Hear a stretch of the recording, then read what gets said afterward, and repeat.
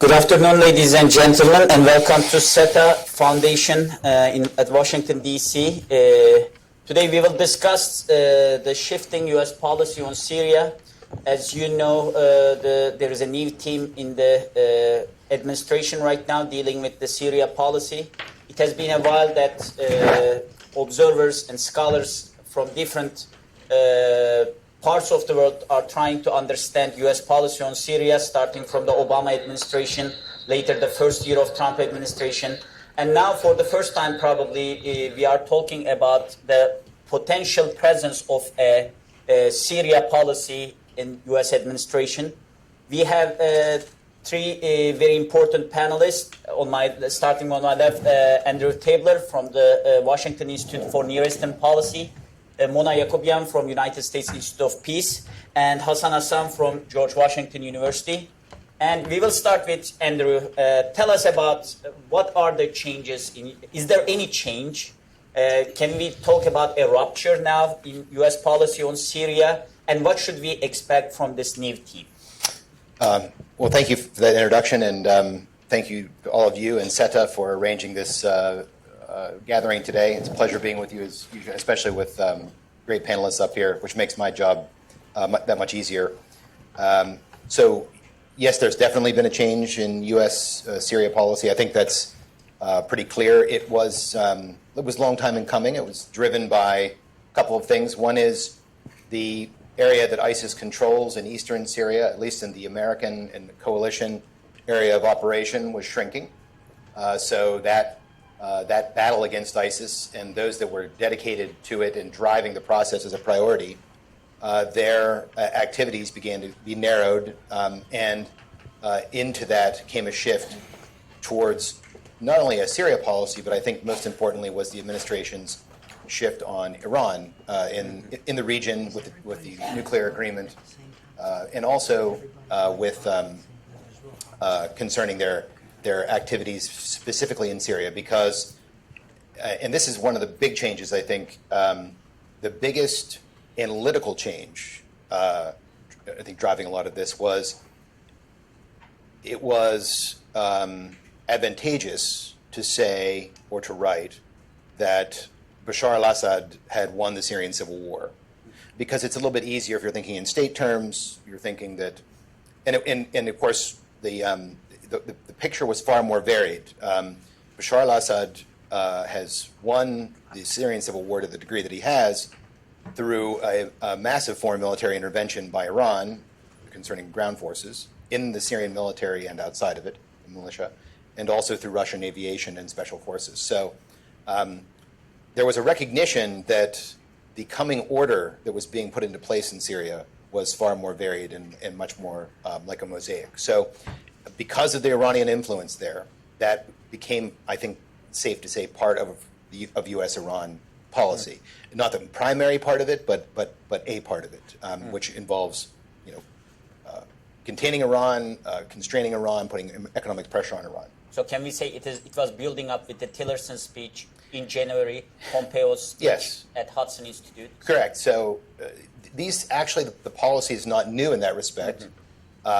In that Secretary Tillerson announced it. It had been worked out by the interagency, and it was. But the problem was trying to get everybody working off the same sheet of music, mm-hmm. and so there was also the issue that President Trump is very well known to not want to keep U.S. forces for long periods of time in the region, and had tweeted about it, and that then caused some confusion about, well, was the Tillerson speech really Syria policy or not?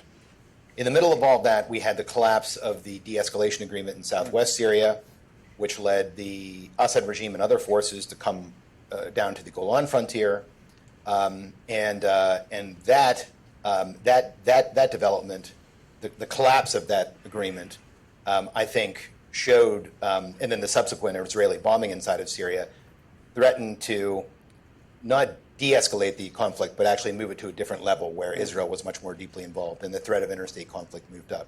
Mm.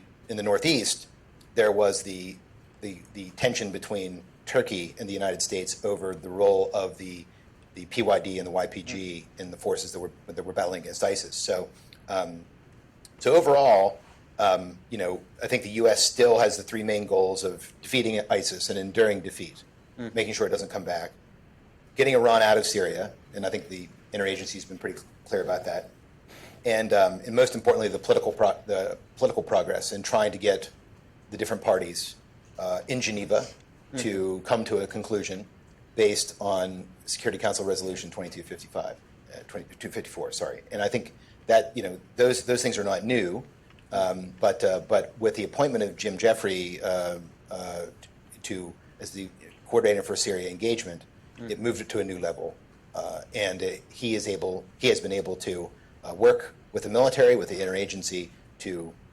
redevelop and invigorate Syria policy that has been under construction for a little over a year and a half. So should we expect less role for CENTCOM from now on?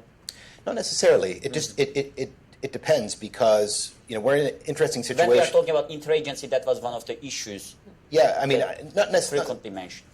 So we're in a difficult situation because the U.S. backed the Syrian Democratic Forces and the YPG as the primary force to defeat ISIS, and the military developed very close relations with the fighters in that regard, and they fought quite valiantly, frankly, and should be credited with that. The problem was that, however, that this was that Turkey saw its. I think I'd be glad to hear from you. Turkey saw its expansion as, at least as threatening, and there was an understanding that without Turkey, we were going to be unable to settle that part of Syria. What I thought was an interesting convergence, though, was that from my understanding, while Turkey did not want the United States to favor the YPG or the SDF in eastern Syria, they didn't want the U.S. to pull out. Mm-hmm. And so we're caught in this strange triangle right now of, what do we do? How do we move on to a new understanding? And I think that's one of the things that Ambassador Jeffrey is trying to do. Mona, your opinions about the new policy? Yeah, so thank you very much. Thank you. Thanks to SETA for hosting us, and it's always a pleasure to be with Andrew and Hassan on any panel. Andrew, I think, gave a great laydown of kind of where U.S. policy is. Maybe what I'll do is just in a few minutes sort of highlight what I think is important about where we are today. I think, as Andrew has noted, I'll put a little underline on this. I really do think the Syrian conflict is now entering its most dangerous phase, precisely because of the ways in which the civil war is sort of coming to entering its end game. But we have to understand that the role that Russia and Iran has played in that. And so, as Andrew and others have rightly pointed out, I think we see unprecedented military entrenchment in Syria by Iran. And that is obviously a threat to Israel. And we've seen interactions between Israel and Iran. The Israelis have talked about 200 such strikes against Iranian targets in the past 2 years. We also have tensions that have now arisen between Turkey and the Kurds. They've always been there, but as the counter-ISIS military campaign comes toward its closure, I think we're seeing a greater focus or greater emphasis on that fault line between Turkey and the Kurds. And so, in many ways, I think we're at this kind of seminal moment in the conflict, and therefore, the administration's kind of reinvigoration of its Syria policy is very timely and very important. I think this more active approach that Ambassador Jeffrey has outlined, it makes a lot of sense given the moment we find ourselves in. I think the Iran piece I'd like to park for a moment because I think it's a bit more complicated. I mean, I think the ambition of having all Iranian commanded troops entirely out of Syria, certainly understandable. How realistic it is, I think, is an important question that we need to be asking. We need to have a deeper understanding, I would argue, of the extent to which Iran has already started to integrate its militias and commands into the Syrian security and military infrastructure, and what does that mean? So I would like to park that for a moment. I do think that the decision to, at least for the foreseeable future, maintain U.S. military presence in Syria, I think it's critically important, particularly in light of earlier announcements or just that Andrew referenced by President Trump. He clearly has, on one hand, a reflex to want to pull out. And I think that would have been very dangerous. From my vantage point, I would argue that ensuring the enduring defeat of ISIS should remain still a top priority. And I say that, and I'm sure Hassan's going to have much more to say on this. But while it's true that the military operations against ISIS are coming toward a close, they've been evicted out of 98+% of Syrian territory, what we've learned from Iraq is that by no means equates to the enduring defeat of ISIS. We've learned from Iraq that if you don't stabilize those areas, if you don't address the underlying concerns by people living in those areas, if you leave a power vacuum there, then they or similar groups are well poised to seize that vacuum. So for that reason, maintaining our military presence on the ground, which is a relatively light footprint, 2,000 plus special operations forces, is critical. What I think is missing and what I think needs to be brought back into the equation is I think we have to restore our stabilization funding for Syria. Because I think that it's these non-kinetic activities, post-ISIS, post-liberation, that really are important for securing the peace. Helping these communities to stand back up on their feet, making sure that IEDs are removed, that rubble is pulled away. Remember, the coalition forces created quite a lot of damage in their efforts to oust ISIS. Raqqa has been badly damaged, as have many other parts of eastern Syria. At the same time, it's really important that we build up local governance institutions. We've been doing that already in Syria, but it's important that that work continues. I think that's a critical bulwark against the return of extremism, but I also think it's an important counterweight with our presence on the ground, both to the Assad regime returning as well as to Iran attempting to push further, expand its influence further eastward. So I would argue less that our current policy, in my view, to be successful should be focused still on ensuring the enduring defeat of ISIS, on curbing Iran's further expansion as, in my view, a more realistic short-term goal, but also as using that position as leverage, as we have also, as Andrew has noted, decided to reinvigorate the political process, the Geneva process.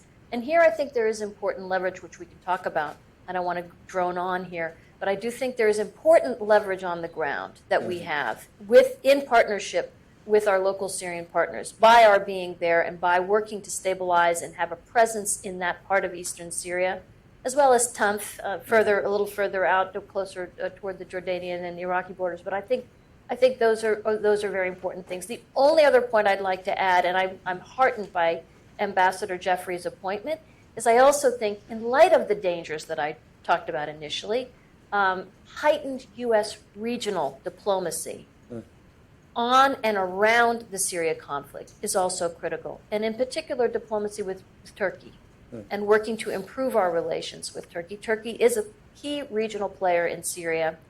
I don't think we're going to get to a lasting political settlement, peaceful settlement without Turkey, and I do think it's important that the U.S. find a way to improve its ties to Turkey, both bilaterally but also with respect to the differences we have in Syria with respect to the Kurds. I also think it's really important that we do more and we continue to engage our European allies, because there I think there's some important common ground. We may have differences with Europe, our government, with respect to Iran and the JCPOA. There's a wide divergence there. Yes. But I think on Syria, we actually share quite a lot. And you could see that in the way we responded to the impending incursion in Idlib, when the U.S. and Europeans made very strong statements, particularly against the use of chemical weapons and sort of how important it was to protect civilians and ensure against a brutal incursion. Finally, last point, I worry about tensions between Israel and Iran in Syria. I worry about the possibility that these escalating tensions can lead to unintended and very dangerous escalation in a region that's already very, very tense. And so there I also think the U.S. has an important role to play. Currently it has fallen to Russia, and I think the U.S. needs to do more, Russia to sort of play that intervening role. I think the U.S. really needs to step up and play more of a role, and I'll stop there. Just a question. Yeah. Can we say that now President Trump is convinced? Before that, there is a credibility gap when it comes to U.S. policy in Syria. Yes. So from the red line statement to many, many different things, to train and equip program, there is, among the allies in Middle East, there is a questioning really U.S. intention and whether U.S. will commit this time to do the things that it's saying. Yep. So can we say at this point that President Trump tweeted once about Idlib and made this statement in UN Security Council in the last week of September? Can we say that President Trump is convinced now he's on task, so we will not see major changes or major shifts in U.S. policy on Syria? Well, I mean, I think... Both Andrew and you. First, let's start. Oh, Andrew, you can take that. No, listen, I think, I'll just say very quick, I think time will tell. I think in this era of Twitter diplomacy, we have to be very, very careful how much we invest in one tweet versus another. But, and I'll let Andrew speak to this, but it seems to me there's a clear recognition that we're at a dangerous moment in Syria, and it demands our attention and our commitment on the ground. I mean, I think U.S. policy, it's always possible that it can change. I don't think it will change in the sense of U.S. troops being pulled out of Syria. First, because ISIS is not defeated in a decisive way that would allow it not to regrow and perhaps that much thicker. But also, I think there was something about the Idlib. Idlib was the place where the regime and the Iranians and the Russians, through reconciliations, the siege and starve tactics, which are massive violations of humanitarian law and a whole list of other things, just horrific. They would dump them off in Idlib. So you had a really nasty group in Idlib, along with a lot of civilians who were just trying to make ends meet in probably the most conservative part of Syria, at least from when I lived there. So, a military assault with limited troops that the Assad regime has, and they are still remain limited, with a lot of Russian dummy bomb strikes, was going to burst this bubble, so to speak, mix the two things together and send them off into Turkey and then perhaps onward. And that would just be, I think, obviously a threat to U.S. national security. And I didn't speak with him about this, but I would bet President Trump was briefed to that regard. And we saw some pretty definitive statements and in this case tweet when Ambassador Jeffrey was in Turkey. And I think that signaled to me that things were going in this direction. And Hassan, about ISIS. I read your piece in Atlantic Monthly, and you're a little pessimistic about the having an enduring defeat of ISIS in the region. So what do you think the U.S. policy will be in regards to ISIS? Sure. I'll leave the Atlantic piece for later because I think it's a point that needs a bit of time. But I just want to add more optimism, more dose of optimism, just in case it's needed, to what the others have just said. That I do think there's an opening in Syria, and I think what the U.S. has been doing over the past 2 months is a good thing. Is providing a chance for doing something meaningful in Syria that re-emphasizes what some officials are calling it. You explained that it's not really a radical change. It's already a kind of a strategy laid out by Tillerson before, but this time is really put to action rather than anything else. The problem, though, is what the U.S. The options that the U.S. has today range in spectrum, and it depends really how much the U.S. is willing to do and how far they can go in each of the different elements and options they have in Syria today. The problem is it could be really disappointing, or it could be a game changer in that sense. So a bit of these pieces are also aligning in some cases. So just to kind of give you what I mean by the options. So they re-emphasize in the Geneva Process. Is okay? The Geneva Process, there's the presence in eastern Syria and there's the opposition or the anti-Assad opposition in the northwestern Syria. This is the Turkish zone of influence, and then the final thing is the skies in Iran, and what the U.S. and Israel can do in terms of what Iran is doing. That I think these are detached from the other options, because the U.S. can always do that, Israel can always do that, even if they decide to leave eastern Syria, or even if they don't do anything in terms of the Geneva process. But these are the four options, and what I mean by spectrum is, say, for example, eastern Syria, ISIS.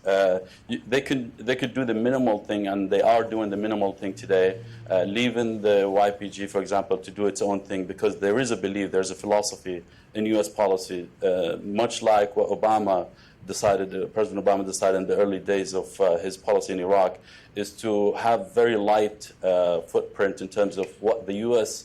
tells the locals. So in the same way that they subordinate the military in Iraq to the political or the politicians as if it's a mature democracy, they are doing it today. They are allowing the Syrian Democratic Forces to do what it wants to do without really kind of involvement from the U.S.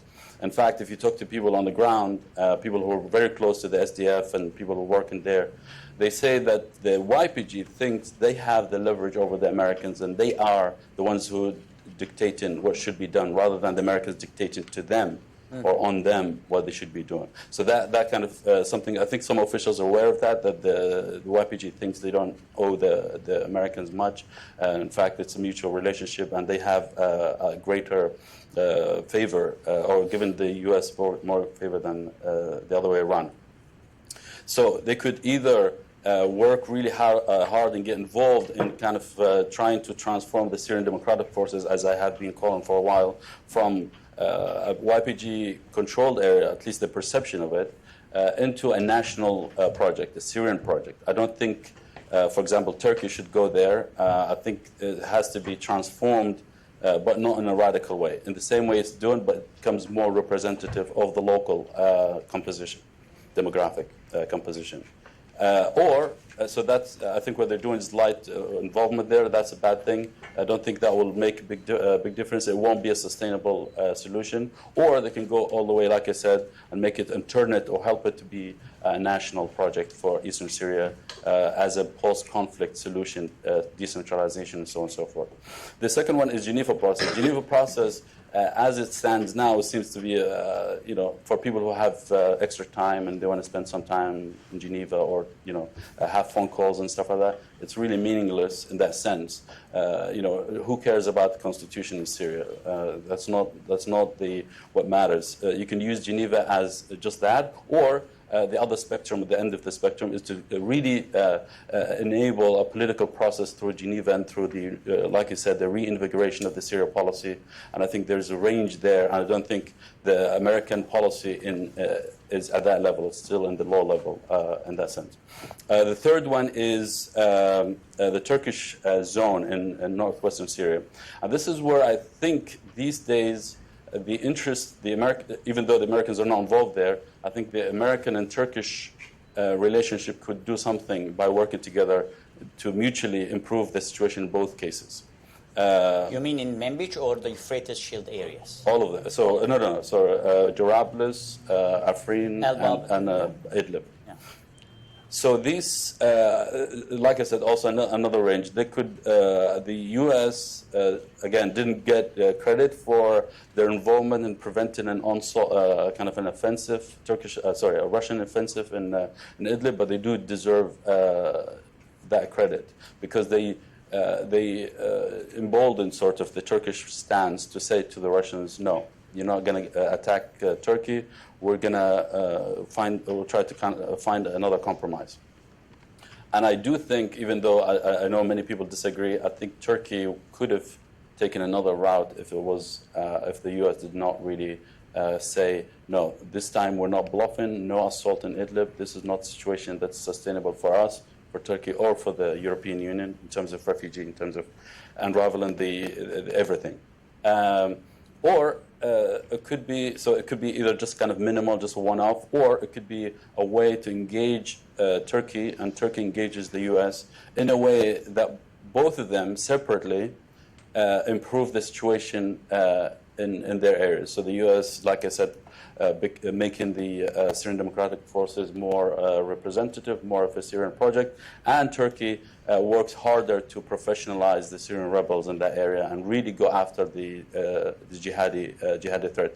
I'll discuss more on that later, but I think there's also, like I said, there's a range of doing that. And the Iran thing is, I don't think it's linked to that. I think it's a kind of issue. It will be also literally from the sky, things that the U.S. and Israel will be continuing to do. I don't think Iran would be willing to leave anytime soon. I don't think Assad has what it takes to reduce the Iranian footprint inside Syria. I don't think Russia is willing to invest more and more in a way that reduces the Iranian footprint. But there's some specific things I want to expand on later, but that's kind of what I want to say.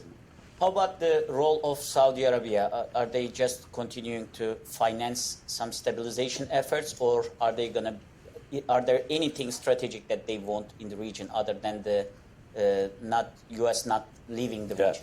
I mean, Saudi Arabian strategy shouldn't be in one sentence. So the offer to contribute to the eastern part of Syria and be involved has been an old offer, actually. It was very shortly after Trump took over. There was a suggestion by Trump directly to the Emiratis and the Saudis. Saudis need to pay. Contribute, to pay. But it took a while because they had a committee team from these three countries to do something. It took a while, but recently they said we're going to send money. So it's more like a subsidy project rather than really real involvement. The Emiratis and the Jordanians are more involved. They're actually on the ground. There's some other countries, but not the Saudis. So the Saudis, unless Qatar goes there, that's when they start going there. But that's the only, they don't have that. Before opening the floor for questions, Andrew, what do you think about the political process? Both the Astana process and Geneva process, how do you kind of put them together? Is there any possibility that these processes at certain point can work together, or they are mutually exclusive and would they be destructive to each other's efforts? That's a very good question. I'm not sure, to be honest. I think the advantage you have of the Astana process is you have more armed groups that have some role on the ground involved, more, not completely. Of course, the downside of the Astana process is they have a lot of folks who are considered fake opposition, who are actually just cutouts for the Assad regime, which is a fair point. The strength of the Geneva process is that it's enshrined in 2254, that we have a staked out idea about what a transition would look like.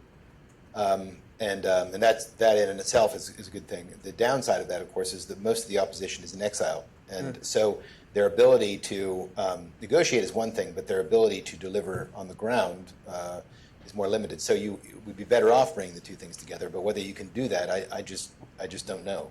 Okay. Mona, do you have any opinion about that? I mean, I very much agree with what Andrew has said. I think the ideal is, can we take, for example, Idlib and ways in which you've got a Russian-Turkish agreement. Are there ways that we can engage more with Turkey as our allies on this? Can that, is that sort of a microcosm of how to try to bring together two parallel tracks, remembering that, of course, Idlib is part of these de-escalation zones of the Astana process. I mean, I think in order for any peace process to move forward, it has to combine elements of both, the sort of the comparative advantage of each. And the question is how you actually affect that. How do you knit that together? What's the ground on which to try to work that out? Because I think one of the biggest issues with Geneva is that it has been so completely isolated from the reality on the ground in Syria, hence making it increasingly irrelevant. So how do you, to bring that relevance, it has to be ground into something happening on the ground. Is Idlib that place? Maybe. But I would say a note of caution on Idlib. I mean, we're coming upon the October 15th deadline for Hayat Tahrir al-Sham to be pushed out. And whether or not that happens, okay, but how sustainable is it, particularly when the Syrian regime continues to say that this is only a temporary measure. So I think stay tuned on that. How about the stabilization? What do you think would be a good roadmap about the functional stabilization effort? Should it be the pocket of areas, or should it be a much more comprehensive plan? Well, I really very much like what Hassan was saying, and I would underscore that. I mean, again, the place that we have the most influence is in eastern Syria. And I do think it's possible. I don't think we're beyond, and I don't think you were saying that. We have not reached a point of no return. We're at a moment where the U.S. really can understand what the deficiencies currently are with respect to local governance, the extent to which Kurds have, frankly, too much influence, and that some of these local bodies are not as representative of the populations, the local populations, as they should be. I think we need to do much more to exert our influence to ensure that that's the route they go.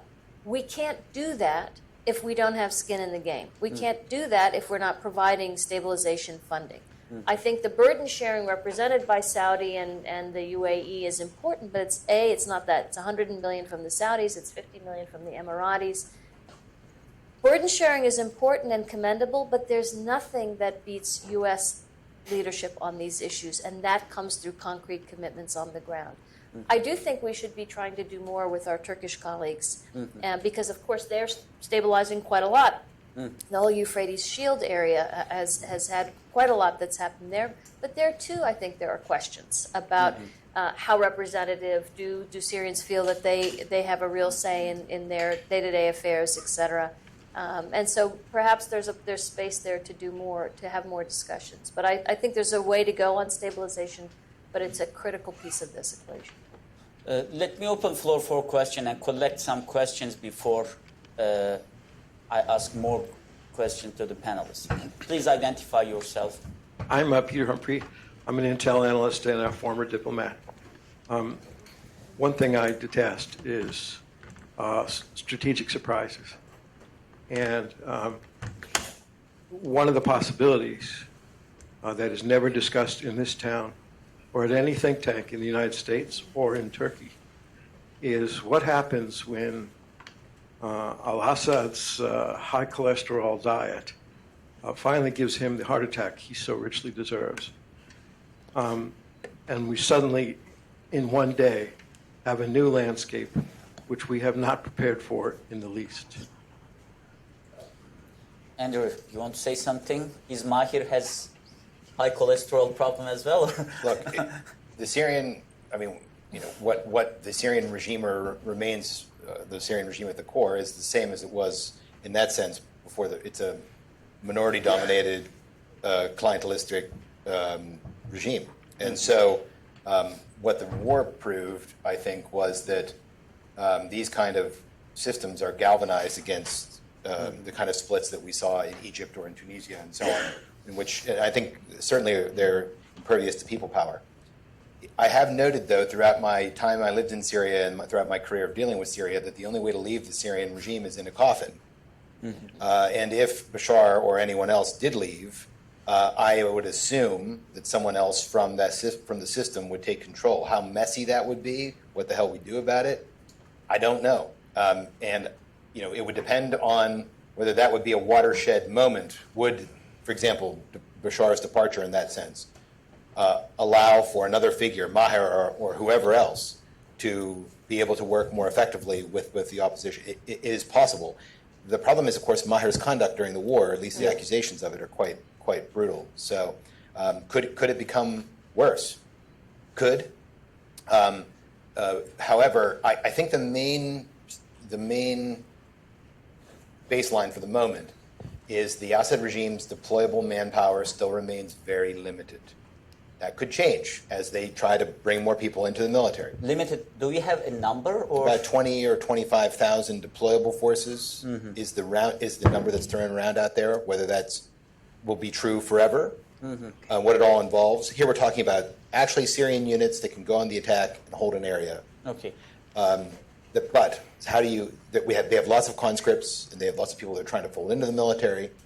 That could also change. And the longer it goes on, their political positions matter, both in co-opting former opposition fighters, as well as trying to get, I mean, there are lots of Syrians who, it's interesting, people who go to Damascus on these junkets come out and they say, well, there's so much support for Assad.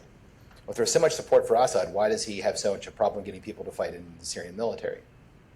Right, and the answer is because you don't want to fight for someone like Bashar al-Assad. You want to, first things first. Until he can solve that political problem, I think it's very difficult. Daniel, sir. Daniel Sirwood, professor at Johns Hopkins SAIS and scholar at the Middle East Institute. I'm a stabilization reconstruction guy, so I'm completely sympathetic with Mona. And really, all three panelists. But I haven't seen the plan. And I know no plan survives contact with reality. But I also know that you can't really do this without a plan. So where is the plan, including for the $150 million from the Emirates and the Saudis? Who's preparing it? And when are we going to see it? So that's a great question, Dan, and you're absolutely right. I mean, this is a complicated undertaking. The fact is, quite a lot has already been going on in Syria. It started, as you well know, even in 2012 and 2013 in areas that the regime withdrew from. The United States and our allies did quite a lot of work with local Syrian communities on building up local governance, on providing essential services, et cetera. I mean, I think it's actually an unsung story about how much actually the U.S. and others were able to accomplish on the ground in Syria at a remove. Fast forward to where we are now. One of the critical issues with our stabilization policies in Syria is that we don't work with the Syrian government, right? So when you do stabilization at the local level, it has to connect up to something. In Iraq, it connects up to Baghdad. There are huge issues. There are all kinds of problems with corruption, with decentralization. But at least there's a government, a friendly government, who's invited us there with whom we're working. That is not the case in Syria. And I think that is one of the primary challenges that we face. That said, particularly in this post-ISIS era, where we have a start forward, we have civilian experts on the ground in Syria, embedded with military folks, overseeing and doing some of this work, it has moved forward. I mean, there are reports, for example, of journalists and others who have gone to eastern Syria who are seeing, albeit slow, progress on the ground, and Syrians actually continuing to vote with their feet by leaving, for example, regime-held areas around Deir Zor and coming into SDF-controlled areas in other parts of Syria, in Raqqa and elsewhere. So there is a small bit of success. The last thing I'll note, though, is the U.S. government, I think, is increasingly understanding stabilization to be a strategic imperative, that it is a critical piece of securing peace following these very brutal wars.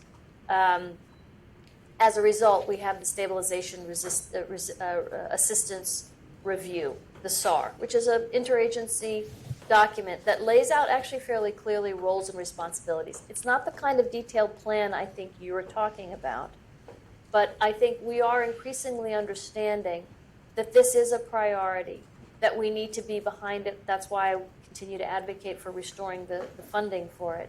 And I think we're seeing, even at that micro level, that there are small-scale successes that we should understand and learn from and build on. We're not going to ever get that grand plan as long as Bashar al-Assad is in power in Damascus, because there will be nothing that we connect it up to. But at a minimum, last point, I think the work that we are doing in eastern Syria can be a template for a future decentralized Syria, in which much more power, ideally for Syria to be stable, is devolved from Damascus to these areas, and in which local communities have the capacity, have representative local governance, are able to provide essential services, education, etc. There are livelihoods that are being built up. All of this work is being done today, albeit at a very small scale, but helping Syrian communities to stand on their feet and be able to actually fend and take care of themselves, not be reliant on massive amounts of humanitarian assistance. I want to ask a few words about if you can put any parallels with the U.S. stabilization effort in Iraq and its aftermath and what U.S. is doing in Syria right now. It may not be one-to-one analogy, but is there any lessons? Yeah, I think the biggest lesson, just like Mona said, I agree with that, is in that, with the caveat that we're so late in the game, but I think there's so much that you can still do in Syria to make the situation a lot less worse, a lot less bad than it is now, which is obviously the cliche focus on the east and stuff like that, in the east and the Turkish area. And I think what you could do is sort of clear. Really, there is a plan. You can easily do it with the end state that this is an exit strategy for the U.S. That the U.S. eventually, when that succeeds, leaves Syria. Interestingly, I think the exit strategy, meaning leaving Syria, is now linked to doing it right. Because if you don't do it right, you're going to leave and come back again. So what do you do? I think eastern Syria, for example, because that's kind of the main thing we have, it should be treated as a post-conflict situation, meaning Assad is not going to go there. There's a political settlement at the end of the day. But before you get there, you have to improve the situation in the sense that the Syrian Democratic Forces, again, I don't think I always advocate that it doesn't need a radical change. It doesn't need overhauling. What it needs is to build on the success, the minimal success that you have now with the Syrian Democratic Forces and make it something sustainable. That's really the key point. What does that mean? It means the support that they have now should be distributed properly. There's corruption at the high level, but not in the ground. The Syrian Democratic Forces, rank and file, proved, people who know them, get in touch with them. They're not as corrupt as the regime, for example. There's minimal corruption in that sense, but there's money disappears somehow. People don't get the money on the camps, for example, IDP camps. So just to contrast, to give you a comparison with Iraq, remember the Mosul operation? They had a massive resources just outside Mosul, where they were preparing for 1 million people to leave, and they were preparing everything. The UN was there, fully deployed, camps are ready and everything. Now, with Deir ez-Zor, the last pocket, people are fleeing into the desert. There's no food there. Nobody is preparing for this the flow or the kind of displacement of people there. And that creates perception that nobody cares about them. And ISIS is better, and so on and so forth. There's a whole list of things that makes things a lot harder for them in the future. Deir ez-Zor especially is a very tough, kind of complicated situation for the Syrian Democratic Forces because it doesn't have any Kurds there. There's a high suspicion than anywhere else towards the Syrian Democratic Forces. Nobody has done even remotely as much as was done outside Raqqa, even though what was done outside Raqqa was not enough, but in Deir ez-Zor it's a lot worse. So nothing in that sense is being done. It's kind of really work on the ground and make the situation as better as possible for people who are fleeing or people who are coming back, making it work for people. Train people on try to attract more people because not many people are joining the Syrian Democratic Forces from the locals, the police and security. I think you could do a lot on that front. And then, like I said, politically it has to be more representative. You have Manbij, for example. You have a lot of Arabs in locals. In the different departments, but everyone knows they don't actually have the clout to do anything. If it's one person versus 100, that one person controls everything in that sense. So it's not a real democratic in any sense, in that sense. But it's better than elsewhere, and I think you can build on that to improve the situation for eastern Syria. So something that was missed in Iraq. I think they could have done that when they had the opportunity, the momentum, the military momentum in the north and west at some point. But they abandoned that situation, and then things started to unravel again, and the situation got a lot worse. Mona, does the stabilization effort include bringing back the refugees from the neighboring countries? Not from, well, no. I mean, I think the primary purpose is to allow internally displaced people to return to their homes. That's one of the main metrics of are we succeeding. I mean, I think refugee returns is a very tricky issue, as we know. And there are issues in terms of, the UN rightly being concerned that refugees are actually being forced prematurely back into parts of Syria where there isn't adequate security, and where in fact they're being pushed back because of the growing tensions with host communities and where they're staying. So there isn't really how do I put this? There's no reliable mechanism for ensuring refugee returns, for example, back to eastern Syria.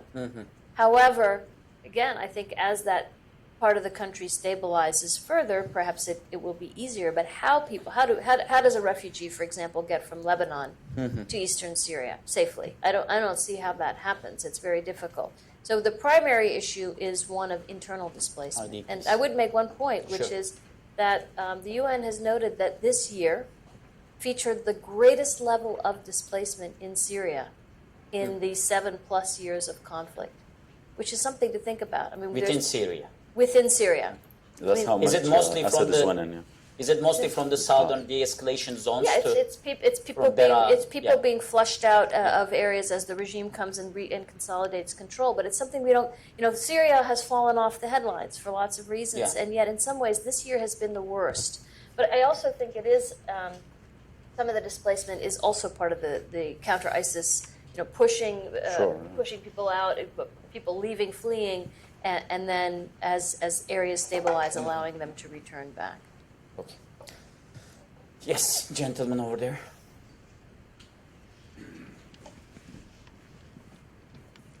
Thank you. I'm Leon Weintraub, a retired Foreign Service officer. I'd like to ask you about the role of the U.S. and Turkey in Syria.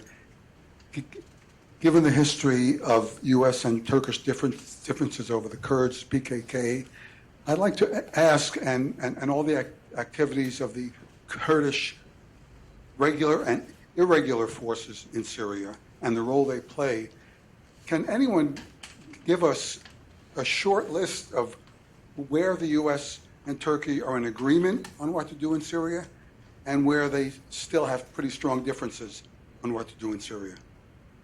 There, you mentioned some of them. You want to Andrew. take this question? I'll take a stab at it. So I think the U.S. and Turkey want to ensure the enduring defeat of ISIS. ISIS poses a tactical and strategic threat to both countries. So I think much more so to Turkey, and I think Turkey's over time come to understand that, and so that's one thing. I think also they have both countries have their suspicions of the Islamic Republic and its motives and its ways that it achieves them, although for different reasons. So that's another aspect. I think the problem is there's a difference in terms of how we deal with this. In that the U.S. has, as a result of the previous administration's policies, they put their eggs in the YPG SDF basket, and then the question is, can you move some of those eggs, or diversify those eggs, or let me throw out some more mixed metaphors here. Can you diversify the shareholding of the Syrian Democratic Forces?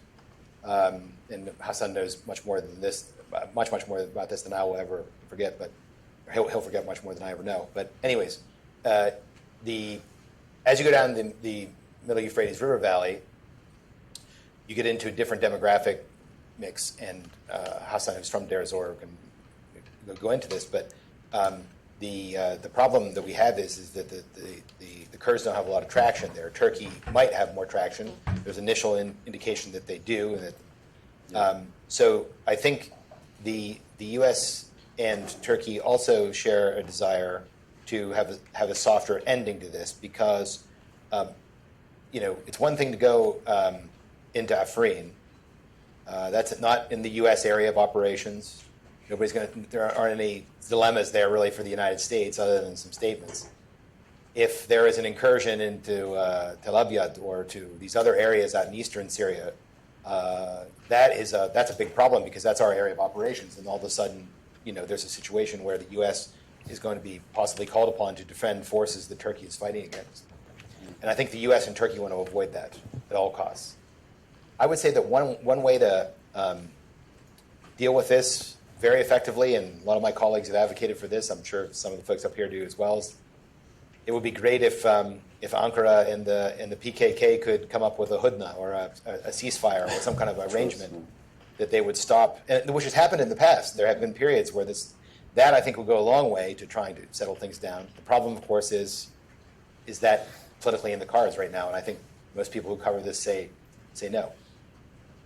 Can I add one point to Yeah. that? Because I think, and I would completely agree, especially with Andrew's last point. I think the question is, does the U.S. have the kind of diplomatic and political capital to maybe play more of a role in trying to reinvigorate a Turkish PKK negotiation? But I also think we should think about Menbish as being an important example of where this was a flashpoint where we were concerned that, in fact, two NATO allies were going to come to blows. And in fact, I think through a lot of quiet back channel negotiations and diplomacy, we actually were able to negotiate with Turkey a roadmap in Menbish. And that despite the difficulties in the bilateral relationship, that has been insulated from it. And the progress there continues. And my understanding is we're very close to actually beginning to conduct joint patrols with our Turkish allies and work on joint training and other things. So I do think there are places where even in the most tense moments, we're able to find a way to climb back down and find a way to cooperate. Is there any other question? The gentleman over there. Matt, right? Yeah. Okay. Hey, Matt Brodsky from the Security Studies Group. Question for anybody is how we see the northwestern Idlib pocket playing out in the future. Obviously, we have a deadline on October 15th.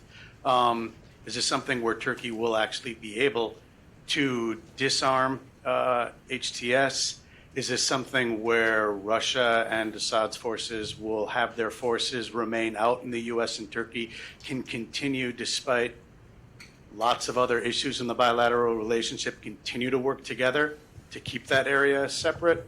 Or is this something that is headed toward a larger disaster after a few more attempts at diplomacy? Idlib, do you want to start? Sure. Hassan?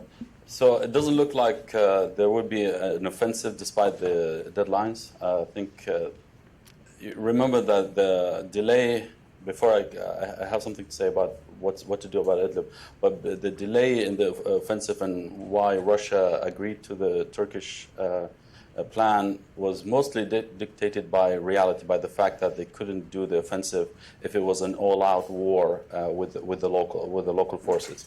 What they really needed was, or wanted, desired in the beginning was to pull another Daraa, to have a very smooth kind of takeover of Daraa with a surrender deal without much of a fight, and that's what they did in the southwest. And that didn't seem like it was. I think even Iranians recognize that the situation is completely different in the northwest for various reasons. But in terms of what to do in Idlib, the way I put it is, imagine the situation now.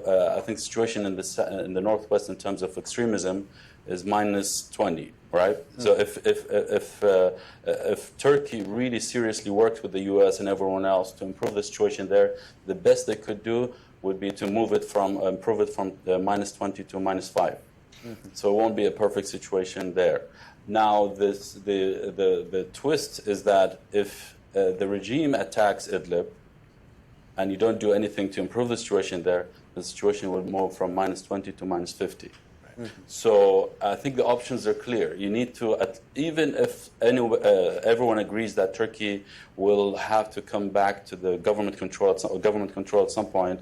So even if you support the regime, I think you should agree that the situation has to go through an interim process where you improve the situation, you weaken the jihadists a little bit, you empower some of the more moderate forces, before you have a final status kind of solution for Idlib. And I think that's possible.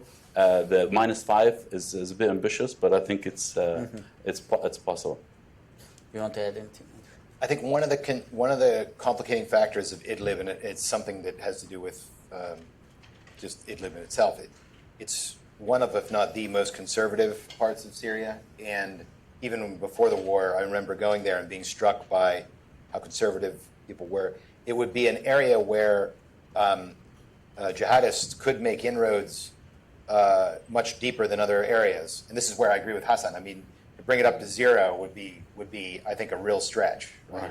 Because we've in other areas of Syria, other parts of Syria, I think the opposition was primarily motivated by money and less so by ideology. This idea that the opposition will just follow the money bags will be put to the test, I think. And now, that being said, I think Turkey has an unusual role in that to play in this because of its the fact that it's adjacent to Idlib, its knowledge of the terrain inside of the country, but I think for Turkey it's going to be hard. It's not going to be an easy lift. But I think Turkey has indicated it's up for the effort, and so we'll see how it goes.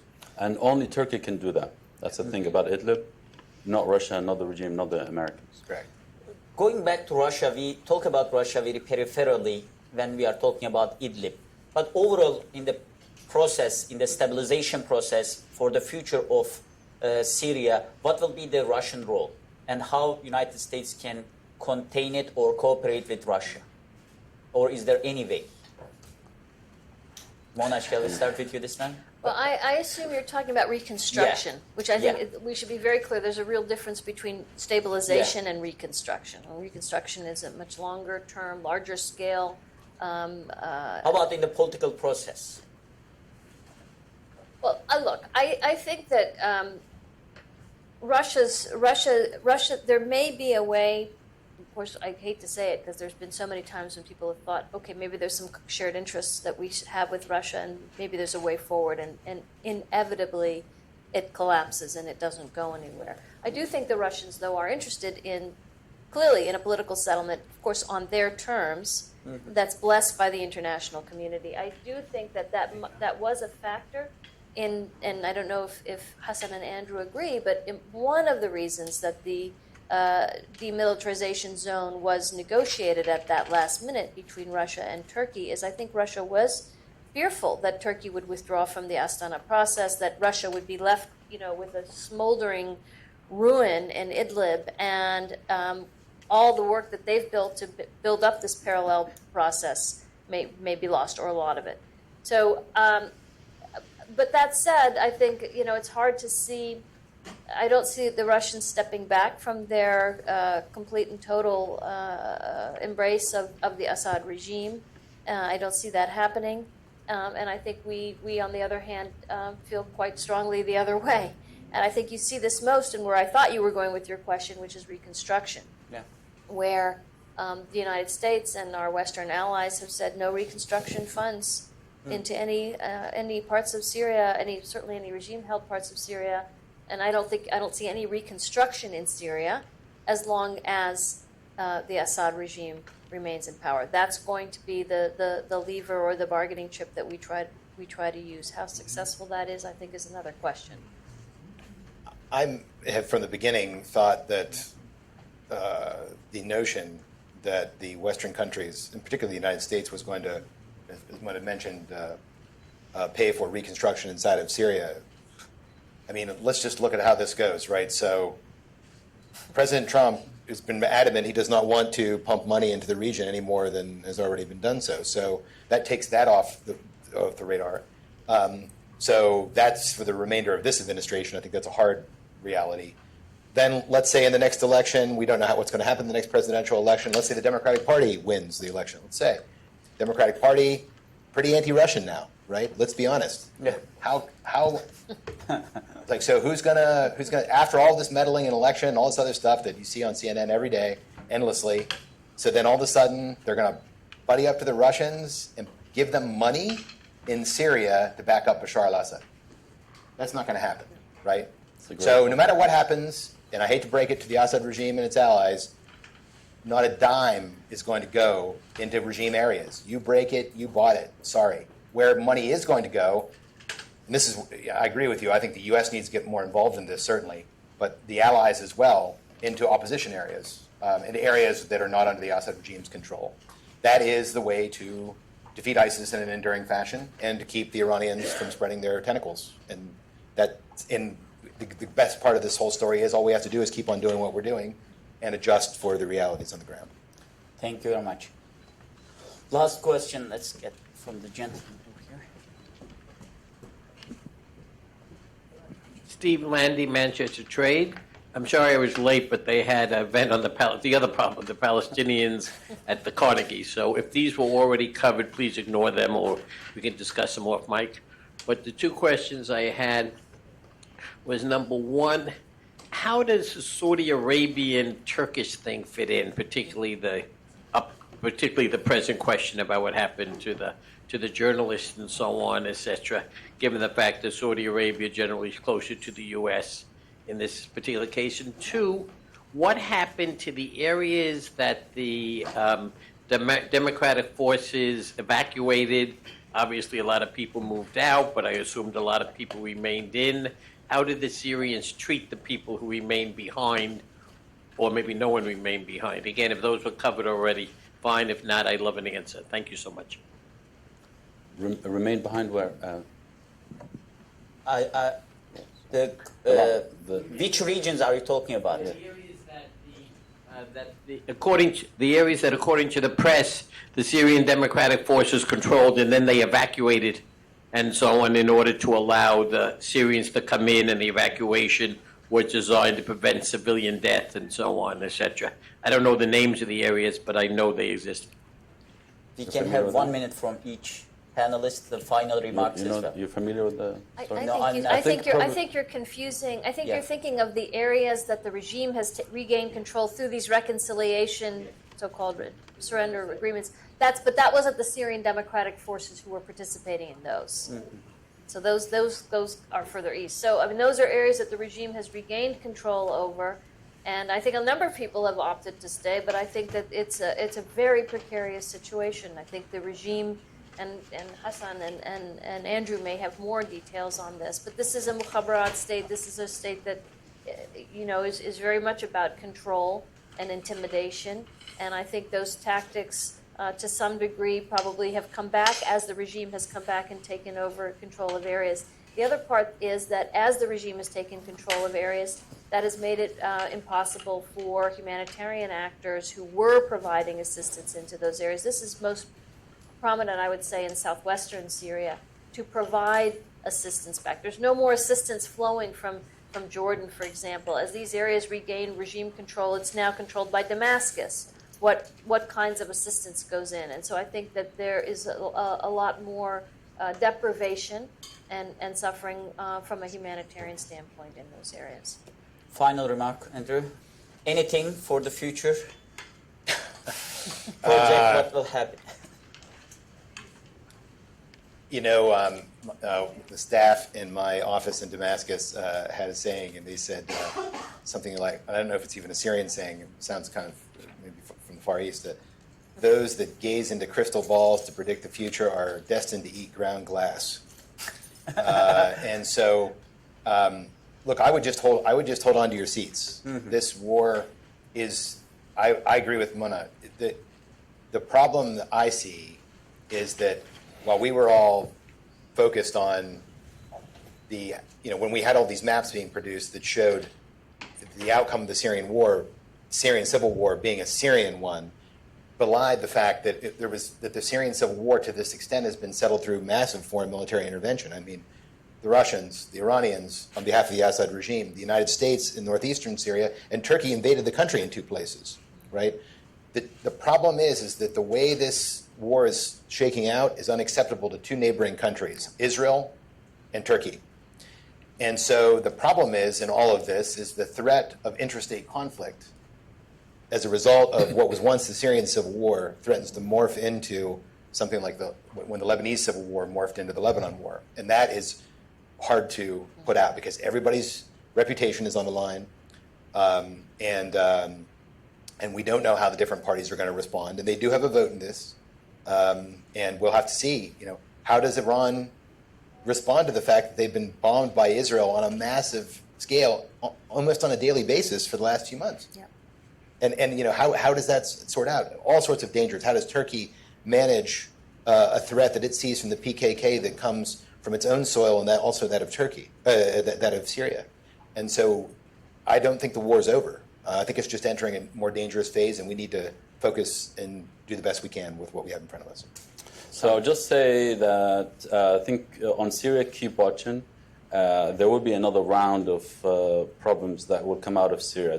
Because there's been a tendency over the past year or so that somehow the pieces are falling into place, and we know what's the end game and so on and so forth. But I think even academic literature tells us that 40 to 60% of resolved conflicts through peace and so on and so forth return to violence. And I think Syrian conflict will return to violence. The Atlantic piece that you mentioned kind of goes into detail of how Syria today is similar to Iraq 2008 and what's the lessons you can learn from there. And I think there will be an unraveling at some point in Syria. And Syria now is, I would say, ground zero for the competition between Al-Qaeda and ISIS, and everyone is doubling down on trying to outlive and outperform the other one. That's if you don't care about Russia or if you don't care about Iran. But if you care only about jihadis, I think that's the battle you'll be watching. The only comparable other battlefield is Yemen, but I think Syria is the one that you should be watching for the future. Thank you very much. On that note, thank you very much. Thank you for coming, and please join me congratulating the panel for the successful. Thank you. Thank